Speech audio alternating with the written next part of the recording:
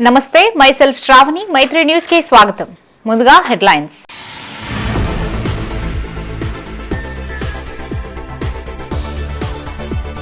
దిశ సమావేశానికి హాజరైన కేంద్ర మంత్రి బండి సంజయ్ కేంద్ర ప్రభుత్వ పథకాల నిర్లక్ష్యంపై మండిపాటు.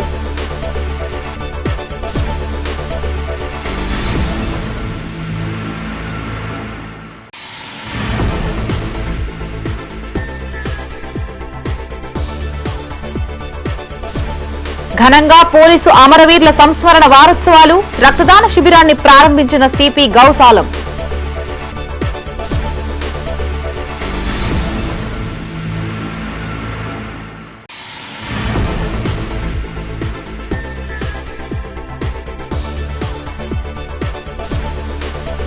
కరీంనగర్లో భారీ వర్షం, జలమయమైన రోడ్లు, డ్రైనేజీలు.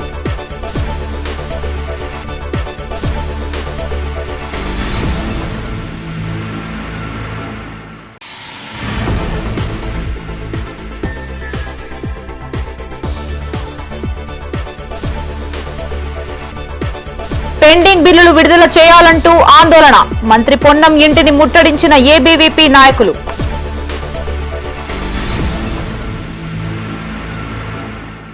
ఇక వార్తల్లోని వివరాలు. కేంద్ర ప్రభుత్వ పథకాలను ప్రజల్లోకి తీసుకువెళ్లాల్సిన బాధ్యత అధికారులదేనంటూ కేంద్ర హోంశాఖ సహాయ మంత్రి బండి సంజయ్ తీవ్రంగా మండిపడ్డారు. కరీంనగర్లోని కలెక్టరేట్లోని ఆడిటోరియంలో జిల్లా అభివృద్ధి సమన్వయ మానిటరింగ్ కమిటీ దిశ సమావేశానికి ఆయన హాజరయ్యారు. విద్య, వైద్యం, R&B, municipal, Panchayati Raj, national highway, solar, పరిశ్రమల శాఖలపై సుదీర్ఘంగా సమీక్షించారు. కరీంనగర్, సిరిసిల్ల జిల్లాల కలెక్టర్లు పమిలా సత్పతి, గరిమా అగర్వాల్, అదనపు కలెక్టర్లతో పాటు పలువురు ఉన్నతాధికారులపై ఆయన మండిపడ్డారు. కేంద్ర ప్రభుత్వ పథకాలను ప్రజల్లోకి తీసుకెళ్లడంలో అధికారులు అలసత్వం ప్రదర్శిస్తున్నారని దుయ్యబట్టారు. తీగలగుట్టపల్లి RVB పనుల ఆలస్యంపై అధికారుల్ని కడిగిపాడేశారు. కేంద్ర పథకాలపై ప్రతి నెల ప్రోగ్రెస్ రిపోర్టును మీడియాకి రిలీజ్ చేయాల్సిందేనని తేల్చి చెప్పారు. కేంద్రం పెద్ద ఎత్తున నిధులు విడుదల చేస్తున్నా ప్రజలకి తెలియజేయలేకపోతున్నారని ఆరోపించారు. కరీంనగర్లో UGD అటర్ ఫ్లాప్ అయ్యిందని, గుంతలు తవ్వి వదిలేసి సర్వనాశనం చేశారని మండిపడ్డారు. మున్సిపల్ కార్పొరేషన్లో MP ల్యాడ్స్ గ్రౌండ్ కావడంలో జాప్యం ఎందుకు అయ్యిందని ప్రశ్నించారు. అమృత్ స్కీమ్ పూర్తి పర్యవేక్షణ బాధ్యత కమిషనర్దేనని తేల్చి చెప్పారు. ప్రభుత్వ ఆసుపత్రుల్లో అధికారులు చికిత్స చేయించుకుంటే సామాన్యులకు భరోసా లభిస్తుందని సూచించారు. కరీంనగర్ కలెక్టర్ ఆ పని చేశారని గుర్తు చేశారు. విశ్వకర్మ PMEGP రుణాలెందుకు ఇవ్వడం లేదని ప్రశ్నించారు. తనఖా లేకుండా 25 లక్షల లోపు రుణాలు ఇవ్వాలని కేంద్ర గైడ్ లైన్స్ ఉన్నా ఎందుకు పట్టించుకోవడం లేదని అన్నారు. 15,000 మంది విద్యార్థులకి ఉచిత సైకిళ్లు పంపిణీ చేస్తామని, అంగన్వాడీ టీచర్లకు ఉచితంగా ట్యాబ్స్ అందిస్తామని ప్రకటించారు. ఈ సమావేశంలో MLC Chinnamail Anjireddy, collector Pamela Satpathy, Sircilla incharge collector Garima Agarwal, additional కలెక్టర్లు అశ్విని తానాజీ వాకడే, లక్ష్మీ కిరణ్, మున్సిపల్ కమిషనర్ ప్రఫుల్ దేశాయ్ తదితరులు పాల్గొన్నారు. ఇది రెండవసారి దిశ కమిటీ సమావేశం. పోయినసారి కూడా చాలా అంశాల మీద మనం చర్చించడం జరిగింది. చాలా మంది ఆఫీసర్స్ కూడా మనం గత దిశ కమిటీ మీటింగ్లో ఏవైతే నిర్ణయాలు తీసుకున్నామో చాలా మంది అధికారులు కూడా దాన్ని పాటించే ప్రయత్నం చేశారు. చాలా కొంతమంది దాన్ని పట్టించుకునే ప్రయత్నం చేయలేదు. దాన్ని మనం చర్చించే ప్రయత్నం చేద్దాం. ఎందుకంటే ఈ సమావేశమే ఒక మంచి ఆలోచనతో, ఒక సదుద్దేశంతో ప్రజల కోసం ఏర్పాటు చేసిన సమావేశం దిశ కమిటీ సమావేశం. కేంద్ర ప్రభుత్వం యొక్క సంక్షేమ పథకాలు, అభివృద్ధి పనుల విషయంలో పర్యవేక్షణ ఉండాలి, వాటి మీద ఒక సమీక్ష జరగాలి, ఒక చర్చ జరగాలి అని చెప్పి ఒక ఆలోచనతో ఈ దిశ కమిటీ సమావేశాన్ని మనం ప్రతిసారి నిర్వహించుకుంటున్నాం. నరేంద్ర మోడీ గారి ప్రభుత్వం ఏర్పడిన తర్వాత మీకు తెలుసు, దేశవ్యాప్తంగా అనేక సంక్షేమ ఫలాలు, అభివృద్ధి నిధులు ఇస్తున్న విషయం మనందరూ తెలిసిందే. ఎందుకంటే ఇప్పటి కూడా ఆ వయసులో దేశ ప్రధానిగా ఉండి ప్రతిరోజు 18 గంటల పాటు శ్రమిస్తున్నటువంటి గొప్ప వ్యక్తి దేశ ప్రధాని. కానీ అభివృద్ధి విషయంలో, ఈ సంక్షేమం విషయంలో ఎక్కడ కూడా కాంప్రమైజ్ కారు. ఈ దిశ కమిటీ సమావేశంలో కూడా పార్లమెంట్ సభ్యులు పార్టీలకు అతీతంగా, ఈ పార్టీ ఆ పార్టీ అని కాకుండా తప్పకుండా సమీక్ష చేయాల్సిందే, మాకు ఫీడ్బ్యాక్ ఇవ్వాల్సిందే. దాని ద్వారా ఇంకా మనం ఏం చేయగలుగుతాం, ప్రజలకు ఏ విధంగా చేరువగలుగుతాం, ప్రజల సమస్యలు ఏ విధంగా తీర్చామని చెప్పి ఆలోచనతో నరేంద్ర మోడీ గారి ప్రభుత్వం, కేంద్ర ప్రభుత్వం ఇవాళ ఈ కార్యక్రమాన్ని ముందుకు సాగించే ప్రయత్నం చేస్తున్నది. గంగాధర మండలం కురుక్యాల ప్రభుత్వ పాఠశాలలో జరిగిన ఘటన దృష్ట్యా కరీంనగర్లో పలువురు ప్రజా ప్రతినిధులు అప్రమత్తమయ్యారు. నగరంలోని ప్రభుత్వ జూనియర్ కళాశాలను సుడా చైర్మన్ కోమటిరెడ్డి నరేందర్ రెడ్డి ఆకస్మికంగా సందర్శించారు. లెక్చరర్లకు, సిబ్బందికి ఎప్పటికప్పుడు అప్రమత్తంగా ఉండాలని సూచించి విద్యార్థినులకు భరోసా కల్పించారు. కళాశాలలో వసతులపై ప్రిన్సిపల్ ను అడిగి తెలుసుకున్నారు. ప్రభుత్వం విద్యకు వైద్యానికి ప్రాధాన్యత ఇస్తుందని సదుపాయాల కల్పనకు కృషి చేస్తానని హామీనిచ్చారు. విద్యార్థినీలు ఇంటికి వెళ్లే సమయంలో మెయిన్ గేటు వద్ద ఆకతాయిలు ఇబ్బంది పెడుతున్నారని పలువురు విద్యార్థినీలు సుడా చైర్మన్ దృష్టికి తీసుకువెళ్లగా స్పందించి ఆయన పోలీసులతో మాట్లాడారు. సాయంత్రం విద్యార్థులు తిరిగి వెళ్లేటప్పుడు పోలీసులు మెయిన్ గేట్ వద్ద పర్యవేక్షణ చేయాలన్నారు. ఈ కార్యక్రమంలో DEO Gangadhar, principal Nirmala, superintendent Kiran Kumar, లెక్చరర్లు, సిబ్బంది తదితరులు పాల్గొన్నారు. చాలా పాఠశాలలో మరి కాలేజీలలో నిబద్ధతతోటి పనిచేస్తున్నటువంటి టీచర్లు, హెడ్ మాస్టర్లు ఉన్నారు, అటెండర్లు ఉన్నారు, అందరూ కూడా పనిచేస్తూ ఉన్నారు. కానీ ఎక్కడో ఒక సంఘటన జరగడం దురదృష్టకరం. ప్రభుత్వం టాప్ ప్రియారిటీ కింద వైద్యం, విద్య అనే విషయంలో టాప్ ప్రియారిటీ తీసుకొని అన్ని సౌకర్యాలు కల్పిస్తూ మరి మంచి ఫ్యాకల్టీని, ఉపాధ్యాయులను కూడా ఇస్తున్నటువంటి పరిస్థితులలో ఎక్కడో ఒక దగ్గర ఒక చీడపురుగులాగా మరి ఈ సంఘటనలు జరిగిన దృష్ట్యా మిగతా పిల్లలకు భరోసా నింపడానికి, అదేవిధంగా స్టాఫ్లో కూడా మరి ఎక్కడ కూడా ఇటువంటి భవిష్యత్తులో జరగవద్దు, జాగ్రత్తగా ఉండాలని చెప్పి తెలపడానికి ఇక్కడికి సందర్శించడం జరిగింది. మరి నేను సందర్శించినటువంటి కళాశాల పూర్తి స్థాయిలో వీళ్ళు పెద్ద ఎత్తున మంచి రిజల్ట్ తీసుకొస్తూ ఉన్నారు. మంచి ప్రవర్తనతోటి ఇక్కడ పిల్లలను చదివిస్తూ ఉన్నారు. వాస్తవంగా ఎక్కడో ఒక్క దగ్గర జరిగిన దాన్ని అంతటా జరుగుతుందని అనుకోము. కానీ రాబోయే రోజుల్లో ప్రభుత్వం చాలా ఇటువంటి విషయంలో కఠినంగా ఉంటుంది. మరి ఇటువంటి విషయంలో భవిష్యత్తులో జరగకుండా చూడాలి. ఎక్కడో ఒక దగ్గర ఇంకెక్కడన్నా ఉంటే వాళ్ళని కూడా అప్రమత్తం చేయడానికి మరి ఇక్కడ సందర్శించడం జరిగింది. అదేవిధంగా పిల్లల్లో కూడా భరోసా నింపడానికి. తెలంగాణకు తీవ్ర వాయుగుండం ముప్పొంచి ఉంది. మెంథా తుఫాన్ బలహీనపడి తెలంగాణ వైపు పయనమవడమే ఇందుకు కారణం. భద్రాచలానికి 50 కిలోమీటర్లు, ఖమ్మంకి 110 కిలోమీటర్ల దూరంలో కేంద్రీకృతమైనట్లు వాతావరణ శాఖ వెల్లడించింది. ఉత్తర వాయువ్య దిశగా ప్రయాణించి రాబోయే 6 గంటల్లో అల్పపీడనంగా మారే అవకాశం ఉందని అధికారులు తెలిపారు. ముంతా తుఫాన్ ఎఫెక్ట్తో కరీంనగర్ జిల్లా వ్యాప్తంగా వర్షాలు కురుస్తున్నాయి. నగరంలో ఉదయం నుంచి ఆకాశం మేఘావృతమై వానలు పడుతూనే ఉన్నాయి. మధ్యాహ్నం తర్వాత భారీ వర్షం మొదలైంది. తుఫాన్ ప్రభావంతో జిల్లా వ్యాప్తంగా వర్షాలు ఉంటాయని వాతావరణ శాఖ హెచ్చరించిన నేపథ్యంలో జిల్లా అధికారులు అప్రమత్తమయ్యారు. కాగా ప్రభావిత ప్రాంతాల ప్రజలను ఎప్పటికప్పుడు అప్రమత్తం చేయాల్సిన అవసరం ఉంది. దాదాపు గంటసేపు కురిసిన వర్షానికి రోడ్లు జలమయమైపోయాయి. అవసరమైతే తప్ప ప్రజలు బయటికి రావద్దని అధికారులు సూచించారు.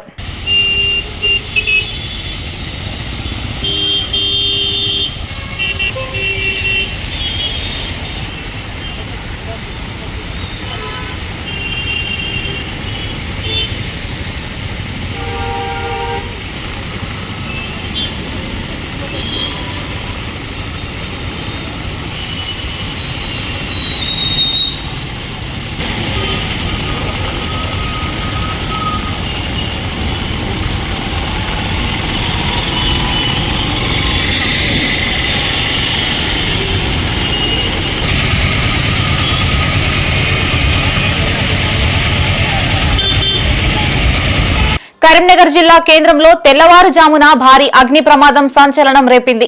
నగరంలోని టవర్ సర్కిల్ వద్ద గణేష్ ఎంటర్ప్రైజెస్ అనే ఎలక్ట్రానిక్ షాప్ లో మంటలు చెలరేగాయి. షార్ట్ సర్క్యూట్ కారణంగానే ఈ ఘటన జరిగినట్లు అనుమానం వ్యక్తమవుతోంది. సమాచారం అందుకున్న ఫైర్ సిబ్బంది వెంటనే సంఘటనా స్థలానికి చేరుకుని మంటల్ని అదుపులోకి తెచ్చేందుకు తీవ్రంగా శ్రమించారు. సుమారు 3 గంటల పాటు అగ్నిమాపక చర్యలు కొనసాగగా పక్కనే ఉన్న మరికొన్ని షాపుల్లో కూడా మంటలు చెలరేగాయి. అదేవిధంగా పక్కనే ఉన్న కపిల్ డ్రెస్సెస్ షాపులో మంటలు అంటుకుని భారీ ఎత్తున మంటలు ఎగిసిపడ్డాయి. ఘటనా స్థలానికి చేరుకున్న అగ్నిమాపక సిబ్బంది 2 గంటలు శ్రమించి మంటల్ని అదుపు చేశారు. ఈ ప్రమాదంలో భారీ ఆస్తి నష్టం జరిగి ఉండొచ్చని స్థానికులు పేర్కొంటున్నారు. పైన యాక్చువల్గా మంటలు లేకుండే నేను ఫైర్ ఆఫీసర్లను సార్ కొట్టండి, కొంచెం మేము నీళ్ళు తీసుకుంటే కొడితే మేము సామాన్ ఖాళీ చేయించుకుంటాను, 20 మంది కూలీలను కూడా తీసుకొచ్చుకున్నాం. కానీ వాళ్ళు కొట్టలేదు పైన, అసలుగా కొడితే ఇంత ఇబ్బంది కాకపో అన్న వాళ్ళు నీళ్లు కొట్టలేదు. ఒకటే తెచ్చిరు, అది అయిపోయింది. కట్టర్లు లేవు వాళ్ళ దగ్గర, ఏది లేకుండే. 30 నుంచి 40 lakhs అన్న అమ్మ కూడా ఉంది. తెలియదు అన్న అదైతే మనకి ఇప్పటివరకు కూడా. ఇక ఫైర్ ఆఫీసర్ చూసి చెప్తేనే తెలుస్తుంది. అన్ని ప్రింటర్లు ఉంటాయన్న, ప్రింటర్లు, కంప్యూటర్ ఐటమ్, మానిటర్లు, ఫోటో పేపరు, అవే మొత్తం. మార్నింగ్ 6:10కి నాకు ఇక్కడ పూల షాప్లో వాళ్ళు ఫోన్ చేశారు. ఇక్కడ పూలు అమ్మేవాళ్ళు ఇట్లా లోపల నుంచి పొగ వస్తుంది వెనకాల నుంచి. పైన వాళ్ళకి ఫోన్ చేస్తే లిఫ్ట్ చేస్తలేరు, అన్న తొందర అంటే నేను వచ్చి ముంగట షటర్ ఓపెన్ చేసిన. అప్పటికే లోపల నుంచి లైట్గా స్మోక్ వస్తుంది. లోపలికి వెళ్ళి పక్క షటర్ తాళాలు లోపల ఉంటాయి, అవి ఓపెన్ చేసి పక్కకు వచ్చి చేసే టైంకి లోపల వైర్ మీటర్ బస్ట్ అయిన సౌండ్ వచ్చింది. లోపల ఇంకొక మీటర్ ఉంటుంది, అది పేలిపోయినాక ఈ షట్టర్ ఓపెన్ చేసిన పక్క షట్టర్ ఓపెన్ చేయరాలి. ముంగట కౌంటర్కి అవన్నీ బయటికి తీసేసిన. ముంగట నాకు ఏ సామాన్ దొరికితే అవి బయటికి గుంజేసిన. ఆ పిఓపి రాలడం స్టార్ట్ అయింది. పక్క పరద కూలిపోయింది. అక్కడ ఉండకు పక్కకు వచ్చేసేయ్ అని చెప్పి. రక్తదానం ద్వారా రోగి ప్రాణాలను కాపాడవచ్చని పోలీస్ కమిషనర్ గౌసాలం అన్నారు.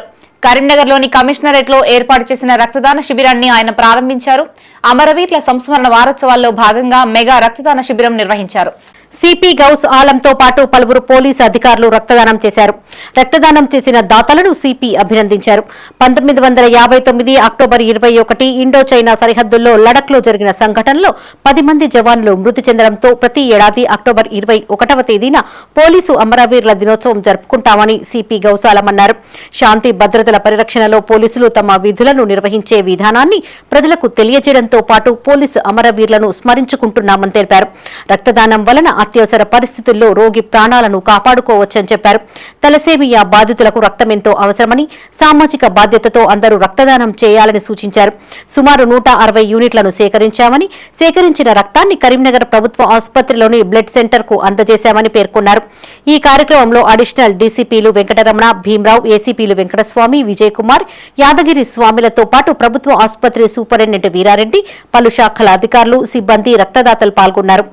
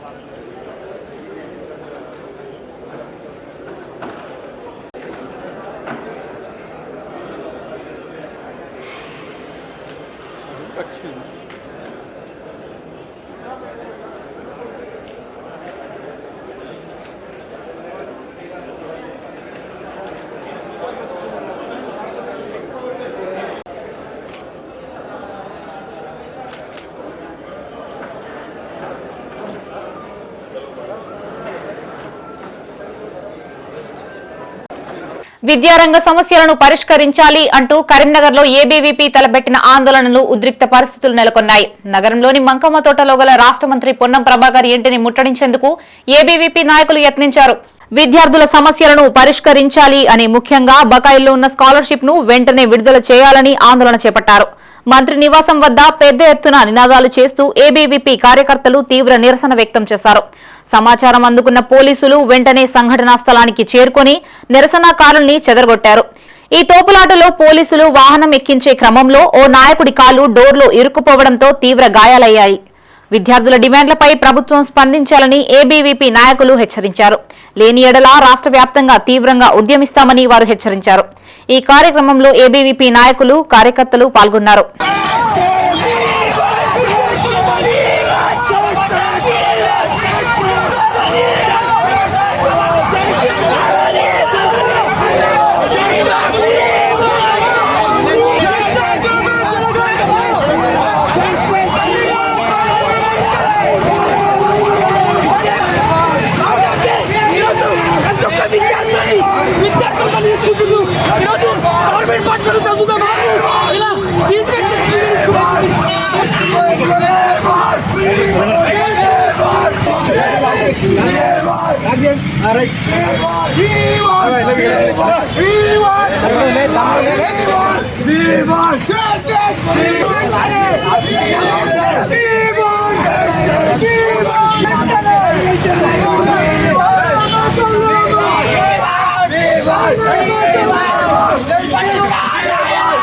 సుప్రీంకోర్టు ప్రధాన న్యాయమూర్తిపై దాడి చేసిన నిందితుడిపై చర్యలు తీసుకోకపోవడం సిగ్గుచేటని ఎంఆర్పీఎస్ వ్యవస్థాపకుడు, పద్మశ్రీ అవార్డు గ్రహీత మందకృష్ణ మాదిగ అన్నారు.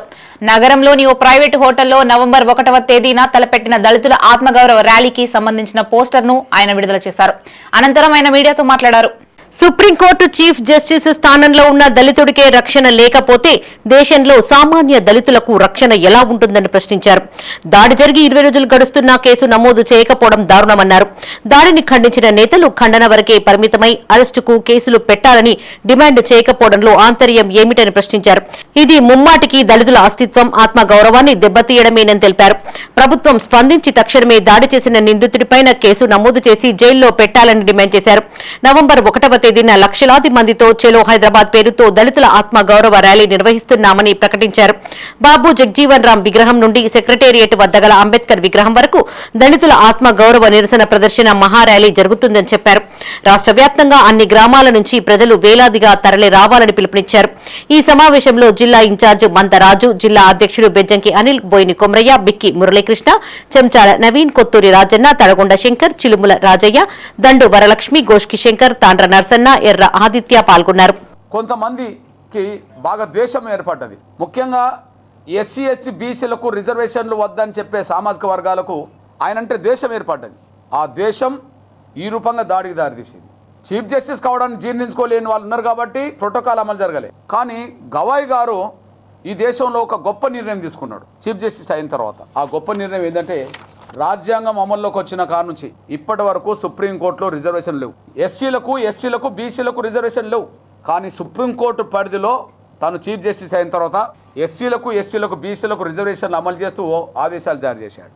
అన్ని వ్యవస్థల్లో రిజర్వేషన్లు అమలు జరుగుతున్నప్పుడు సుప్రీంకోర్టులో ఎందుకు అమలు జరగద్దు అని చెప్పి ఆయన ధైర్యంగా ఎస్సీ ఎస్టీ బీసీలకు రిజర్వేషన్లు అమలు చేయడం మొదలుపెట్టేశాడు. ఇక రిజర్వేషన్లు గిట్టని ఉన్నత వర్గాలకు సంబంధించిన వాళ్లకు గవాయి గారు స్వాతంత్రం అనంతరం మొదటి స్టెప్ తీసుకునేటప్పటికీ ఇది జీర్ణించుకోలేకుండా పోయింది. ఒక దిక్కు అవమానం జరిగింది. సుప్రీంకోర్టులో తీసుకున్న నిర్ణయాన్ని ఒక దేశపూర్వంగా ఆలోచించుకొని ఆయన మీద దాడులు చేయడానికి దారితీసింది. ఇప్పుడు దాడులకు పాల్పడ్డ వాళ్ళు మేము ధర్మం కోసం ఏదైనా చేస్తాం, మా విశ్వాసం కోసం ఏదైనా చేస్తామని చెప్పి దాడి చేసిన వాళ్ళు సమర్థించుకునే ప్రయత్నం చేస్తున్నారు. విశ్వాసంగా సేవలందించడమే ధ్యేయంగా తమ ప్యానెల్ అభ్యర్థులు అర్బన్ బ్యాంక్ ఎన్నికల్లో పోటీ చేస్తున్నారని కాంగ్రెస్ పార్లమెంట్ ఇన్ఛార్జి వెలిచాల రాజేందర్రావు అన్నారు. కరీంనగర్లోని lake police station, Maneru dam కట్టపై అర్బన్ బ్యాంక్ అభ్యర్థులతో కలిసి ఆయన విస్తృత ప్రచారం చేశారు. తన ప్యానెల్ కు సంబంధించిన అభ్యర్థులను అర్బన్ బ్యాంక్ డైరెక్టర్లుగా గెలిపించాలని అభ్యర్థించారు. వాకర్స్, మహిళలు, సీనియర్ సిటిజన్స్, పలువురు ప్రతినిధుల్ని కలిసి తమ ప్యానెల్ అభ్యర్థులను పరిచయం చేశారు. విశ్వాసంగా డిపాజిట్లకు రక్షణ కల్పించే వ్యక్తులను ఎంపిక చేసి తమ ప్యానెల్లో చేర్చామని రాజేందర్రావు తెలిపారు. అర్బన్ బ్యాంకును తెలంగాణ రాష్ట్రంలోనే స్మార్ట్ బ్యాంకుగా తీర్చిదిద్దుతామని పేర్కొన్నారు. ఖాతాదారులకు వెంటనే సేవలు అందేలా బ్యాంకులో సంస్కరణ చేస్తామని చెప్పారు. ఈ కార్యక్రమంలో అర్బన్ బ్యాంక్ ప్యానెల్ అభ్యర్థులు మూల వెంకట రవీందర్ రెడ్డి, ఈ లక్ష్మణ్ రాజు, అనసురాజు కుమార్, వజీర్ అహ్మద్, అయ్యాల ఆనందం, చిందం శ్రీనివాస్, నావ శ్రీనివాస్, మన్నె అనంతరాజు, మునిపల్లి ఫణిత, దామెర శ్రీలతారెడ్డి, కాంగ్రెస్ నాయకులు ఆకుల ఉదయ్, అనంతుల రమేష్ తదితరులు పెద్ద సంఖ్యలో పాల్గొన్నారు.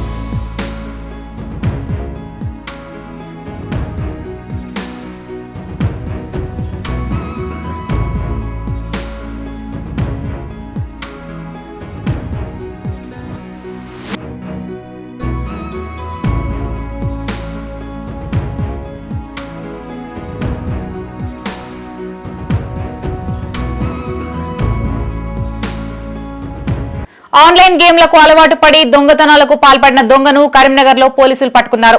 ఒకే ఇంట్లో 2 సార్లు దొంగతనం చేసిన దొంగ నుండి సుమారు 12 లక్షల రూపాయల విలువగల బంగారం సొత్తును స్వాధీనం చేసుకున్నారు. తీగలగుట్టపల్లిలోని రెవెన్యూ కాలనీకి చెందిన Mohammed Mustaq online betting game dash రమ్మీలకు అలవాటు పడ్డాడు. ఈ ఆటకు అలవాటు పడి లక్షల్లో నష్టపోయి అప్పుల్లో కూరుకుపోయాడు. ఒకే ఇంట్లో 2 సార్లు దొంగతనం చేయడంతో పాటు జూబ్లీ నగర్లోని దర్గా సమీపంలో గల మరొకరి ఇంట్లోకి చొరబడి టీవీని దొంగిలించాడు. బంగారాన్ని అమ్మే క్రమంలో తీగలగుట్టపల్లి రైల్వే స్టేషన్లో పోలీసులకు చిక్కాడు. పారిపోవడానికి ప్రయత్నించగా సీఐఏ నిరంజన్ రెడ్డి సిబ్బంది పట్టుకుని సుమారు 91 గ్రాముల బంగారం, 5,000 రూపాయల నగదుతో పాటు సెల్ ఫోన్ను స్వాధీనం చేసుకున్నారు.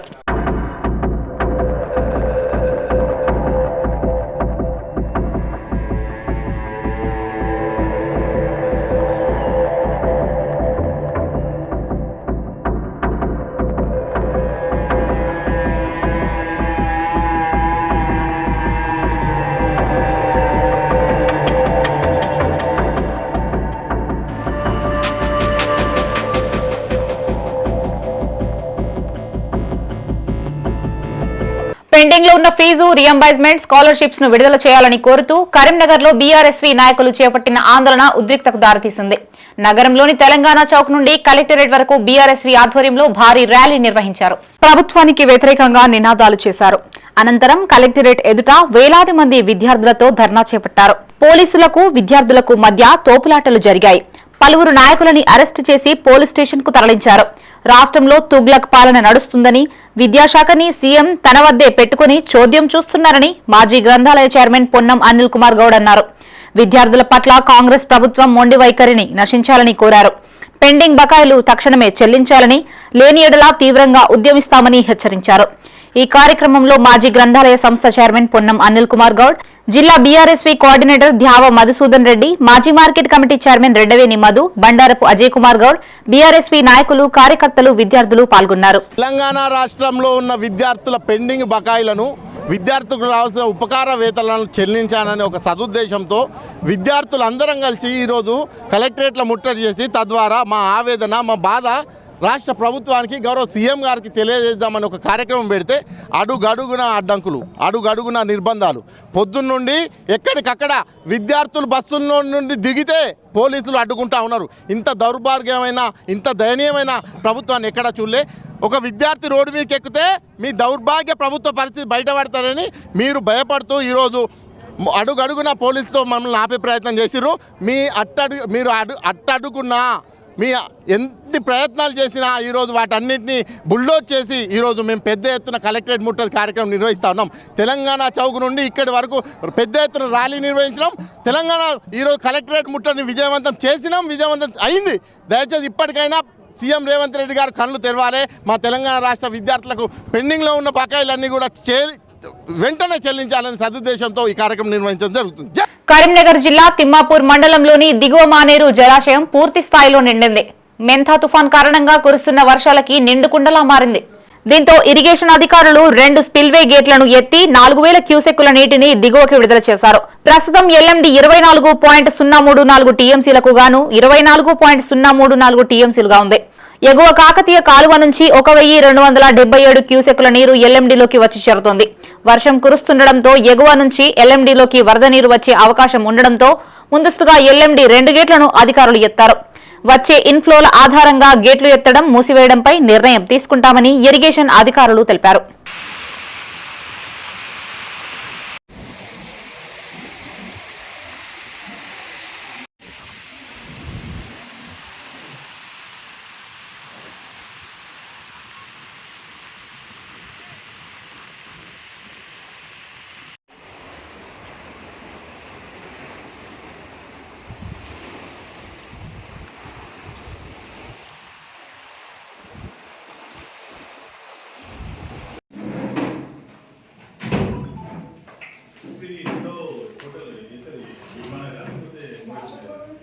బ్రెయిన్ స్ట్రోక్ ను సకాలంలో గుర్తిస్తే సులభంగా రికవరీ చేయవచ్చని మెడికవర్ వైద్యులు వెల్లడించారు. వరల్డ్ బ్రెయిన్ స్ట్రోక్ డేను పురస్కరించుకుని మెడికవర్ ఆసుపత్రి ఆధ్వర్యంలో కరీంనగర్ నగరపాలక సంస్థ కార్యాలయంలో అవగాహన సదస్సు నిర్వహించారు. వంశపారంపర్యం, షుగర్, బీపీ, కొలెస్ట్రాల్, స్థూలకాయం, ఆల్కహాల్, పొగ తాగడం, గుండె సమస్యలతో బాధపడే వారికి బ్రెయిన్ స్ట్రోక్ ప్రమాదం ఎక్కువగా ఉంటుందని వైద్యులు తెలిపారు. కాళ్లు, చేతులు పడిపోయి మూతి వంకరయ్యాక ఆసుపత్రికి రావడం వల్ల రికవరీలో జాప్యం జరుగుతుందని తెలిపారు. స్ట్రోక్ కు గురైన 4 గంటల లోపు ఆసుపత్రికి తీసుకువస్తే థ్రాంబోలైసిస్ అనే ఇంజెక్షన్ ను వేసి అందించే చికిత్సతో సులభంగా రికవరీ చేయొచ్చని చెప్పారు. దీన్నే గోల్డెన్ అవర్స్ అంటారని వెల్లడించారు. ఈ కార్యక్రమంలో మున్సిపల్ అడిషనల్ కమిషనర్లు వేణుమాధవ్, ఖాదర్, వైద్యులు సుమన్, సంజయ్, కమిన్వర్ రాజీవ్ రెడ్డి, ఉపేందర్ రెడ్డి, కోట కర్ణాకర్, దాసరి శ్రీకాంత్, మనోజ్, నగరపాలక సంస్థ ఉద్యోగులు, సిబ్బంది పాల్గొన్నారు. కొంత డైలీ లైఫ్ కూడా రొటీన్ డైలీ లైఫ్ అది attend morning to evening 8 hours ఉంటాం. ఏంటంటే ప్రతి అంటే ఏదైనా అవేర్నెస్ కోసం పెడతాము. ఇది తెలవడం వల్ల మీకు ఏంటంటే చాలా యూజెస్ ఉంటాయి. ఇంపార్టెన్స్ నుంచి మన 29th October every year it is celebrated as a stroke day, World Stroke Day. Today we are going to discuss about brain stroke. So stroke, brain lo stroke వచ్చినప్పుడు ఏమైతది, there are 2 types. ఒకటి blood clot అవుతుంది, See, blood supply to the brain will be jammed, stop. Then adi oka prakaram. Second prakaram enti bleeding aitadi. Raktam this thing blood vessel suddenly BP ఎక్కువ అయింది. So there will be bleeding, rupture of the blood vessel that will cause bleeding in the brain. So rendu toni pakshavatam, rendu can be called as pakshavatam. So ఇది ఎప్పుడు ఎట్లా తెలుస్తుంది, మనకి scanning చేసినప్పుడు బయటపడుతుంది అది ఏ ప్రకారం బ్లడ్ క్లాట్ ఉంది యా బ్లీడింగ్ ఉంది. So why it is important to know why we gathered. Namo machine వందే గోమాతరం అనే సంస్థ ఆధ్వర్యంలో కరీంనగర్ లోని గిద్ద పెరుమాండ్ల ఆలయంలో గోమాత నవరాత్రి ఉత్సవాలు వైభవంగా కొనసాగుతున్నాయి. అక్టోబర్ 24వ తేదీ నుండి నవంబర్ 2వ తేదీ వరకు ఈ నవరాత్రులు జరగనున్నాయి. ఈ వేడుకల్లో 30వ తేదీన గోపాష్టమి, 31వ తేదీన గోమాత హారతి, నవంబర్ 1వ తేదీన గిద్దె పెరుమాండ్ల ఆలయం నుంచి బైక్ ర్యాలీ, నవంబర్ 2వ తేదీన గోమాత మహాయజ్ఞంతో పాటు సాయంత్రం గోమాత సహిత పాదయాత్ర చేపట్టనున్నామని నిర్వాహకులు తెలిపారు. సంస్థ ఫౌండర్ వీర మధ్విరాజ్ ఆచార్య సూచనల మేరకు చేపడుతున్న వేడుకల్లో మహిళలు, భక్తులు అధిక సంఖ్యలో హాజరై విజయవంతం చేయాలని కోరారు.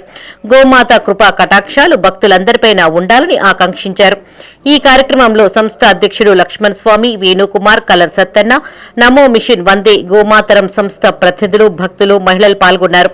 నమో మిషన్ వందే గోమాతరం సంస్థ వారు నిర్వహిస్తున్నటువంటి ఈ గోనవరాత్రి ఉత్సవాలు మనం గత అక్టోబర్ నెల 24 నుంచి ప్రారంభించి నవంబర్ 2వ తారీఖు వరకు చేస్తూ ఉన్నాము. మొన్న 26వ తారీఖు రోజు ఉట్టి కార్యక్రమం నిర్వహించబడింది. చిన్నపిల్లలతో కృష్ణుని వేషధరణలలో ఉట్టి కార్యక్రమం చేశాము. తర్వాత 30వ తారీఖు రోజు గోపాష్టమి వేడుకలు ఉంటాయి.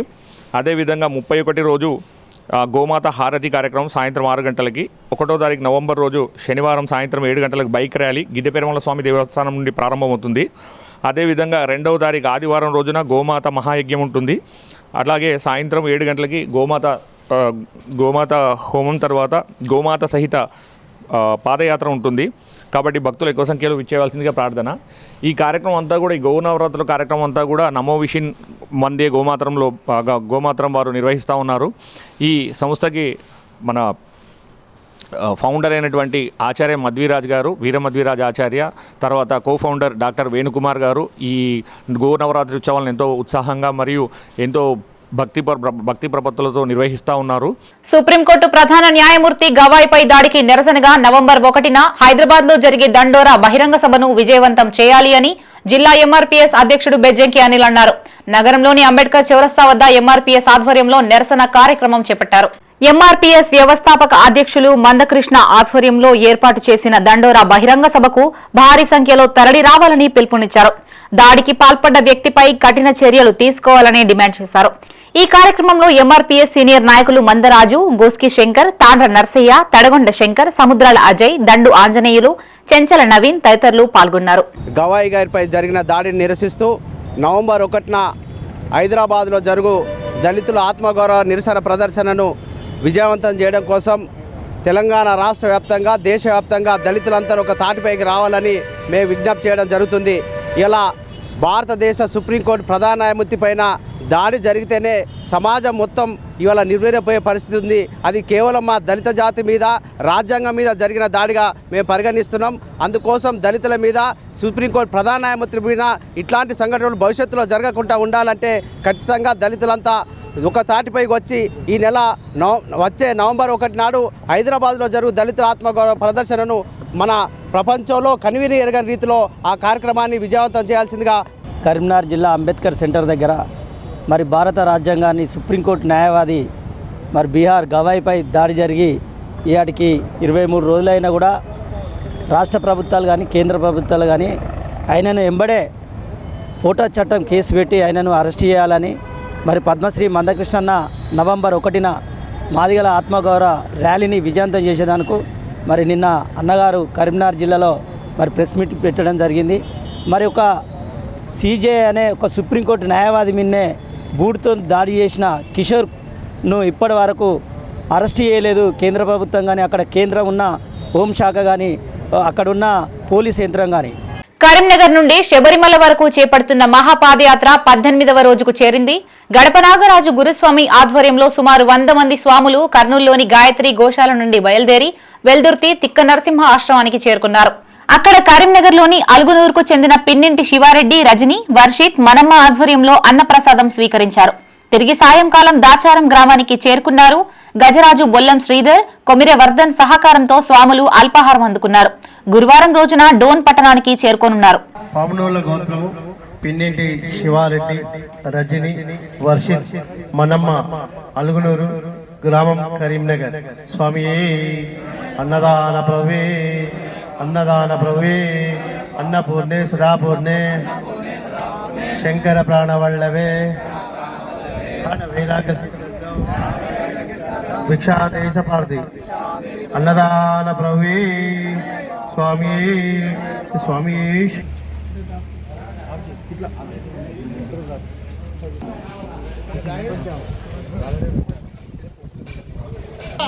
పెట్టినా కూడా సార్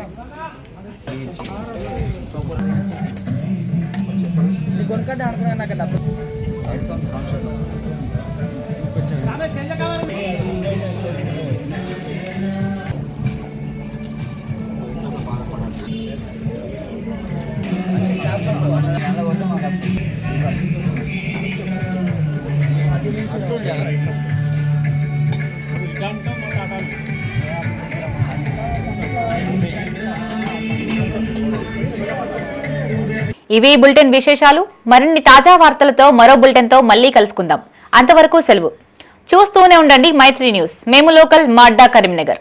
సైన్ అవుట్ శ్రావణి.